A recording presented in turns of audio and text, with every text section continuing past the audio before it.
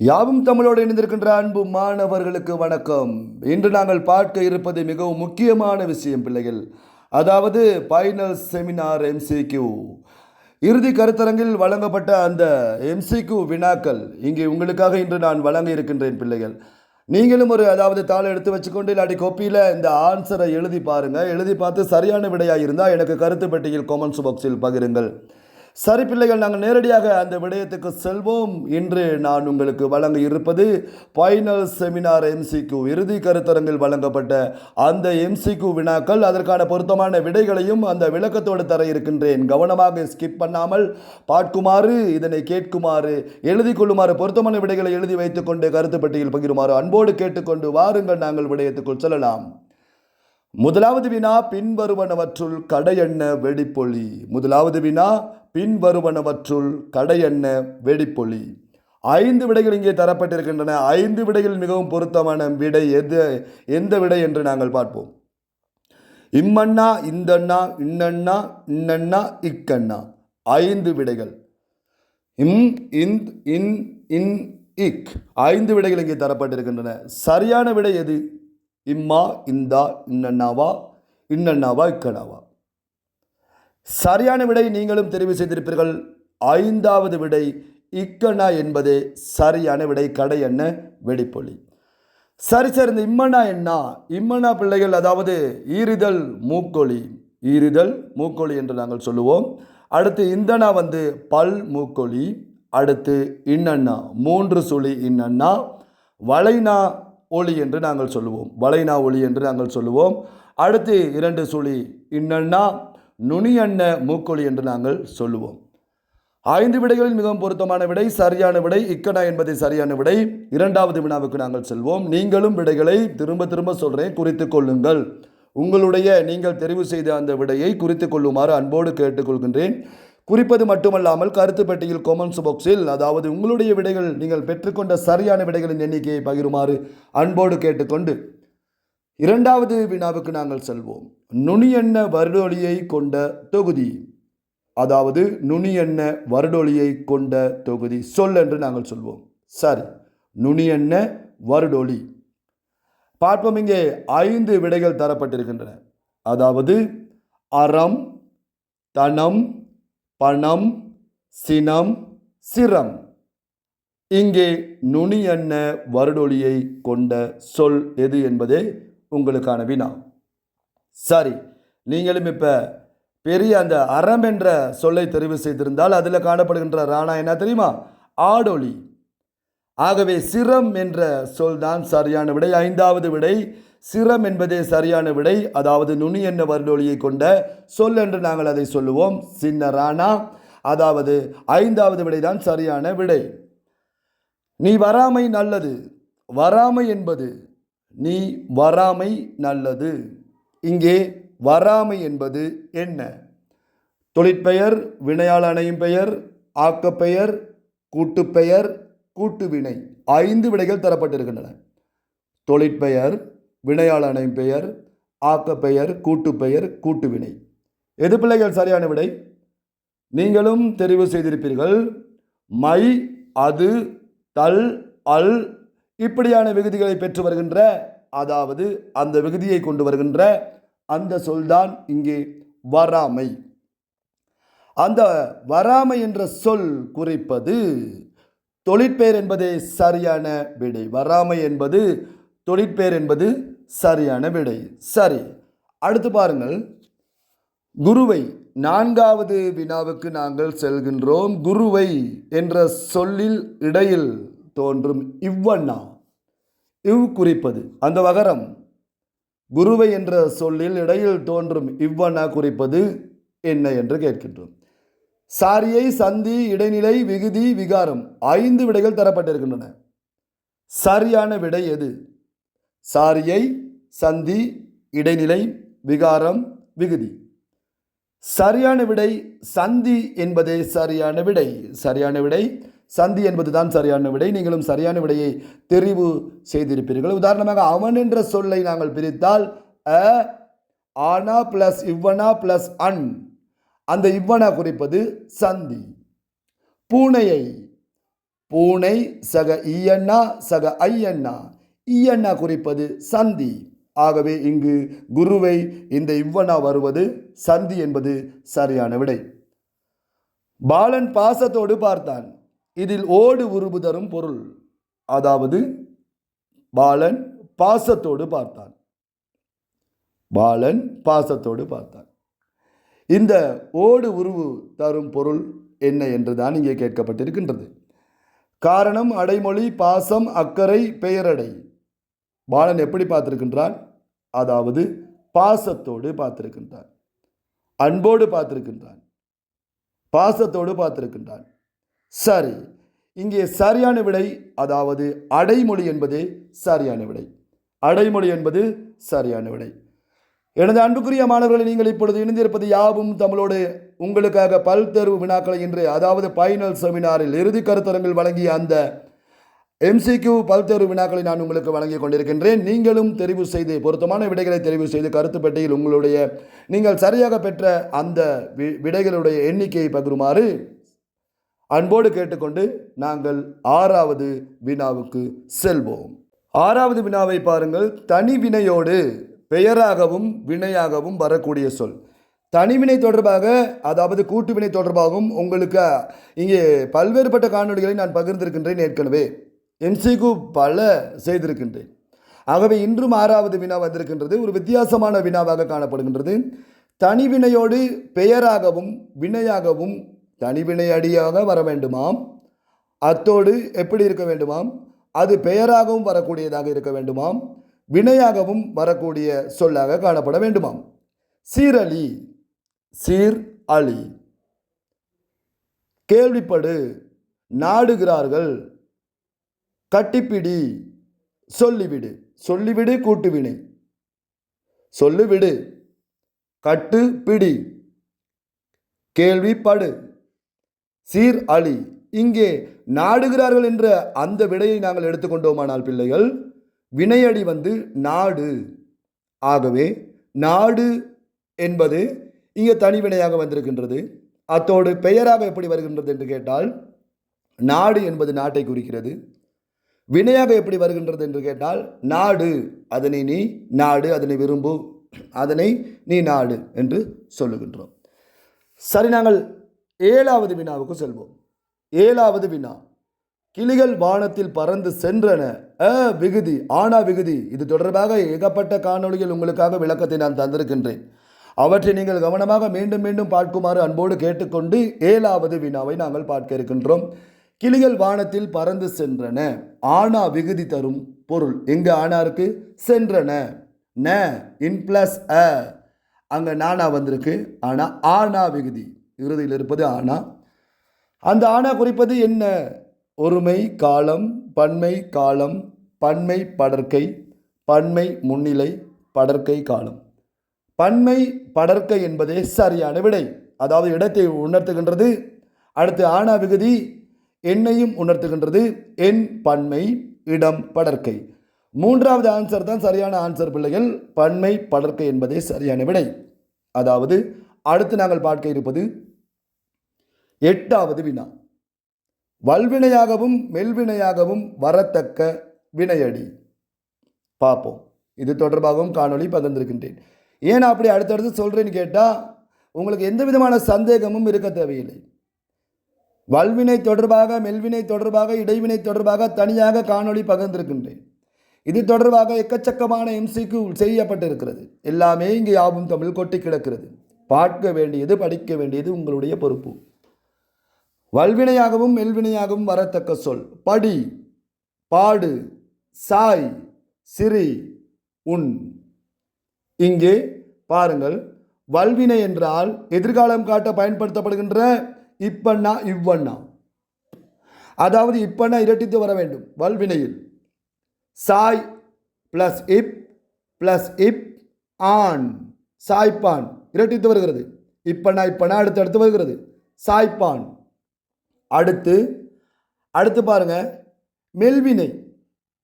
இடைவினை என்றால் என்ன என்று கேட்டால், திரும்பியும் நான் சொல்றேன், எதிர்காலம் காட்ட பயன்படுத்தப்படுகின்ற அந்த எதிர்கால சொல்லில் ஒரு இப்பனா வந்தால் அதை நாங்கள் சொல்லுவோம் எப்படின்னு கேட்டால் இடைவினை என்று நாங்கள் இங்கே சொல்லலாம். அடுத்து இங்கே கேட்குறாங்க மெல்வினை. மெல்வினை என்பது எதிர்காலம் காட்ட பயன்படுத்தப்படுகின்ற இப்பண்ணா இவ்வண்ணா, அதில் இவ்வண்ணா வந்தால் நாங்கள் சொல்வோம் மெல்வினை. இங்கே வல்வினையாகவும் மெல்வினையாகவும் வரத்தக்க வினையடி என்று கேட்டால் எது பிள்ளைகள் சரியான விடை? நீங்களும் தெரிவு செய்து கொள்ளுங்கள். எந்த விடை?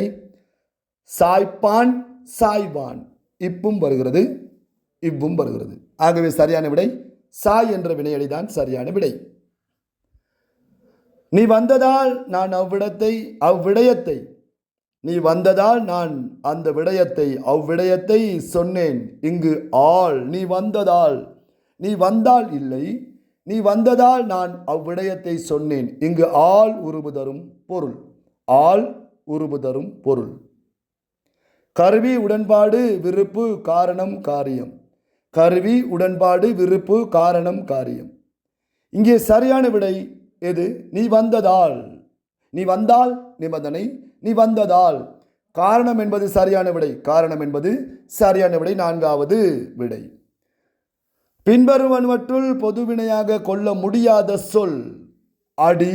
பொதுவினை என்றால், அதாவது உங்களுக்கு ஏற்கனவே நான் இது தொடர்பாக பேசியிருக்கிறேன்.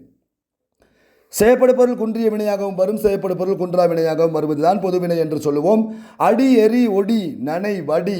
இங்கே வடி என்பது பாருங்கள், வடிந்தது வடித்தது, நனைந்தது நனைத்தான் நனைந்தான் நனைத்தான், ஒடிந்தது ஒடித்தான், எரிந்தது எரித்தான்.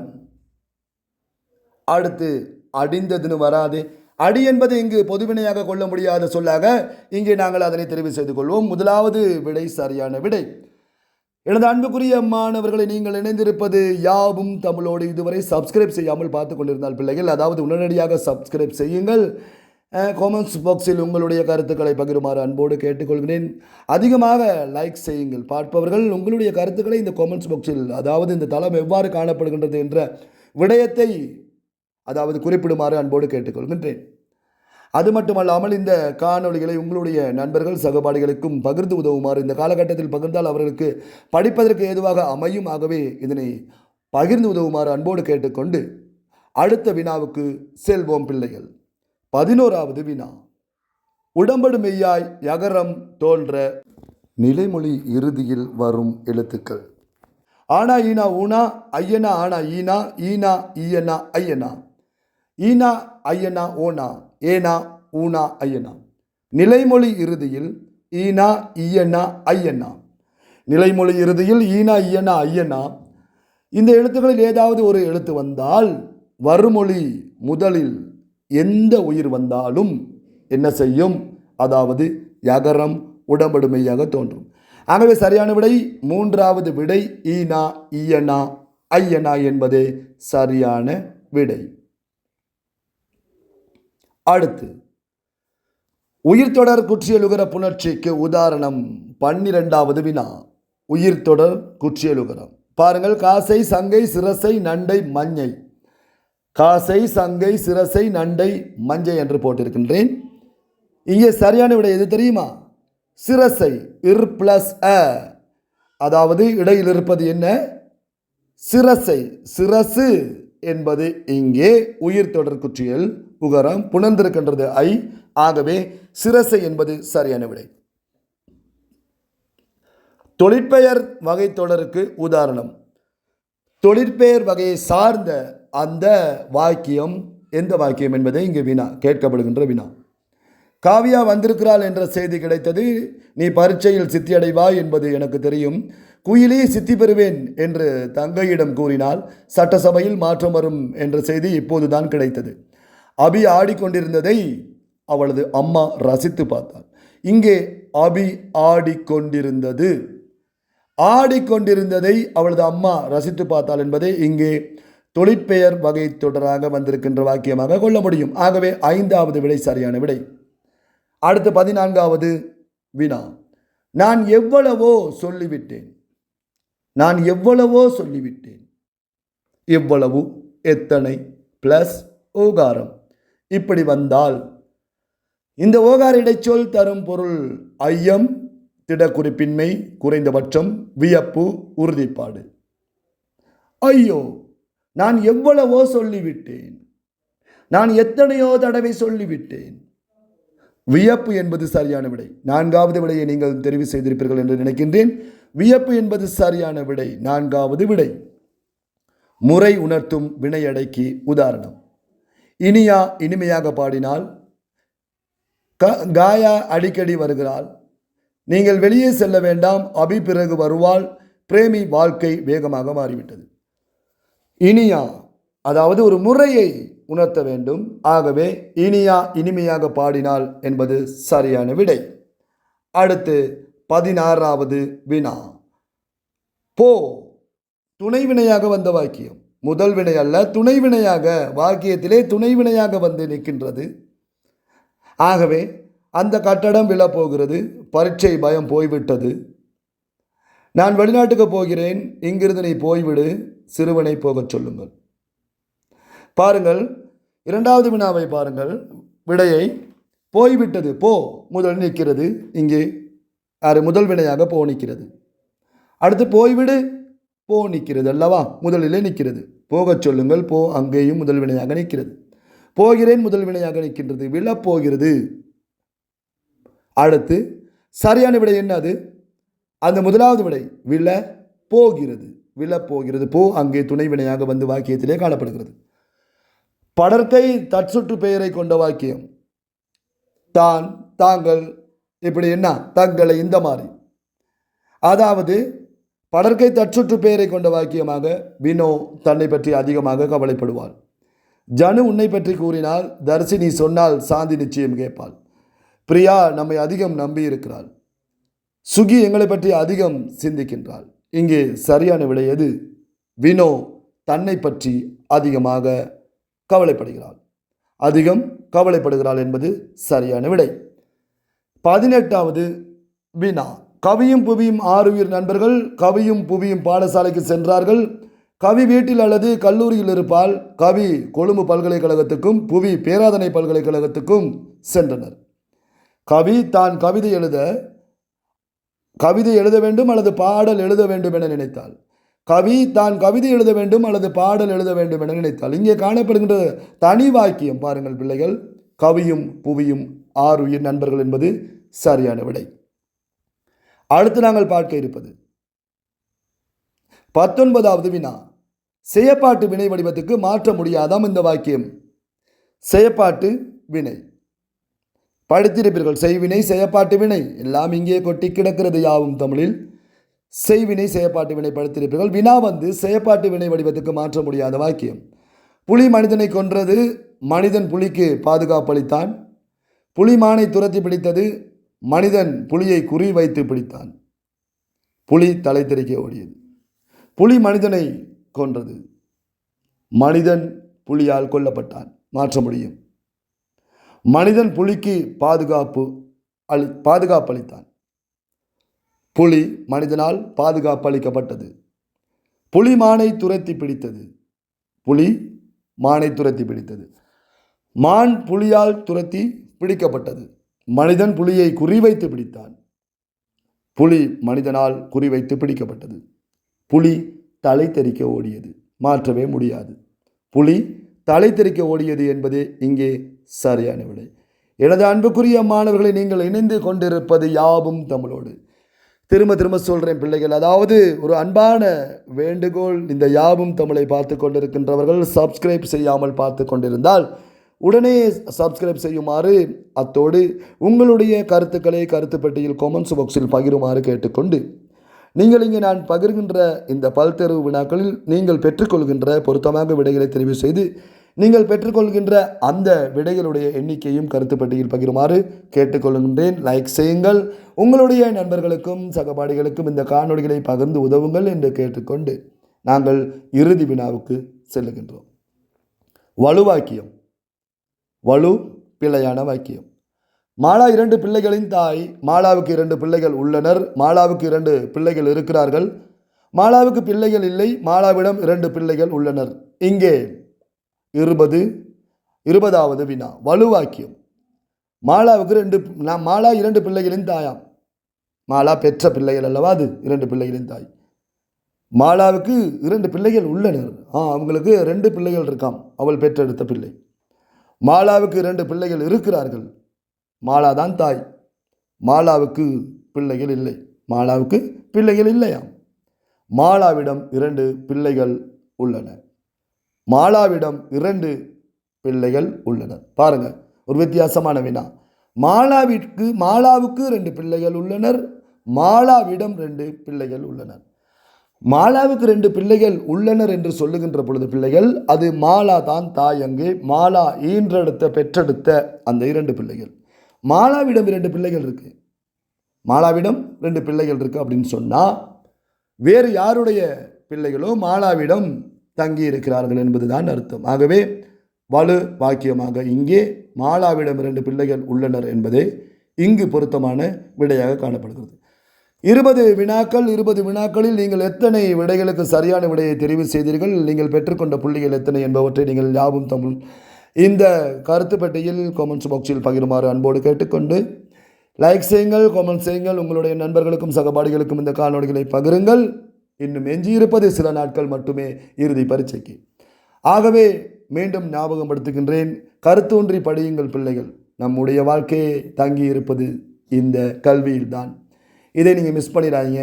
தொடர்ச்சியாக படிங்க, படிச்சுக்கிட்டே இருங்க. சந்தோஷமாக, மகிழ்ச்சியாக, ஆர்வத்தோடு படிங்க பிள்ளைகள். நிச்சயமாக உங்களுக்கு நல்ல ரிசல்ட்ஸ் வரும்.